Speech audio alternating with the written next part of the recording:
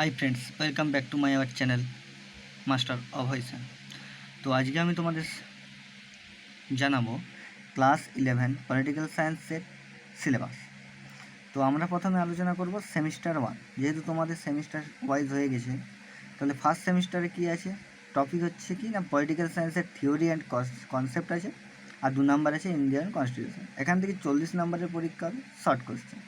তো প্রথমে দেখো ইউনিট 1 আছে একটি শৃঙ্খলা হিসেবে রাষ্ট্রবিজ্ঞানের প্রকৃতি এবং সুযোগ। সেখান থেকে করতে হবে তোমাদের কি না সংজ্ঞা, রাষ্ট্রবিজ্ঞানের প্রকৃতি আর রাষ্ট্রবিজ্ঞানের সুযোগ। এখান থেকে 4 নাম্বার মার্কস আসে। এরপর কি না ইউনিট 2 কি আছে রাজ্য, সংজ্ঞা ও বৈশিষ্ট্য। এখানে তোমাদেরকে পড়তে হবে রাষ্ট্রের সংজ্ঞা এবং রাষ্ট্রের বৈশিষ্ট্য। এখান থেকে মার্কস আসবে 5 নাম্বার শর্ট। ইউনিট 3 আছে নাগরিকত্ব। এবার নাগরিকত্বের যে ভাগগুলো তোমাদেরকে পড়তে হবে সেটা হচ্ছে কি 1 নম্বর নাগরিকত্বের অর্থ ও সংজ্ঞা, নাগরিকত্ব অর্জনের পদ্ধতি, নাগরিকত্ব হারানোর কারণ, আর ভারতের সংবিধানে নাগরিকত্ব। এখান থেকে আসবে 7 নাম্বার। ইউনিট 4 এখানে গিয়েছে সংবিধানের বোঝা, অর্থাৎ সংজ্ঞা এবং প্রকার।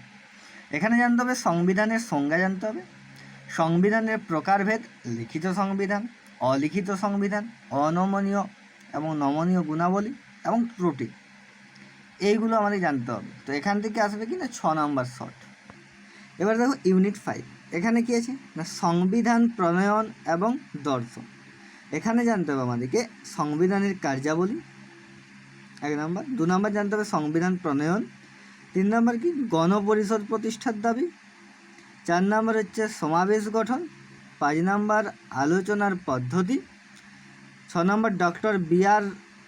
আম্বেদকরের ভূমিকা, 7 নম্বর প্রস্তাবনা, আদর্শ এবং তাৎপর্য এর সংবিধানের বৈশিষ্ট্যগুলি অন্তর্ভুক্ত করা বিশ্বের বিভিন্ন দেশ। এখান থেকে আসবে কি 8 নম্বর শর্ট।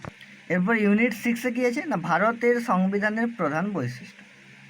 এখান থেকে পড়তে হবে সবচেয়ে বড় সংবিধান, লিখিত সংবিধান, আংশিকভাবে অনমনীয় এবং আংশিকভাবে নমনীয়। এরপর কি সংসদীয় ব্যবস্থা, ফেডারেলিজম, কোয়াসি ফেডারেল স্ট্রাকচার, মৌলিক অধিকার ও কর্তব্য এবং নির্দেশমূলক নীতি, বিচার বিভাগের স্বাধীনতা, একক নাগরিকত্ব, 9 নম্বর কি না দলত্যাগ বিরোধী আইন, 10 নম্বর রিজার্ভেশন, 11 নম্বর সংখ্যালঘু অধিকার, 12 নম্বর ধর্মনিরপেক্ষতা এবং 13 নম্বর প্রাপ্তবয়স্ক ভোটাধিকার। এখান থেকে আসবে 10 নম্বর শর্ট। টোটাল আসবে কত না 40 নাম্বার। তাহলে এই ছিল ক্লাস 11-এর ফার্স্ট সেমিস্টারের সিলেবাস। তো তোমাদের অনলাইন ক্লাস এবং অফলাইন ক্লাস শুরু হয়ে গেছে।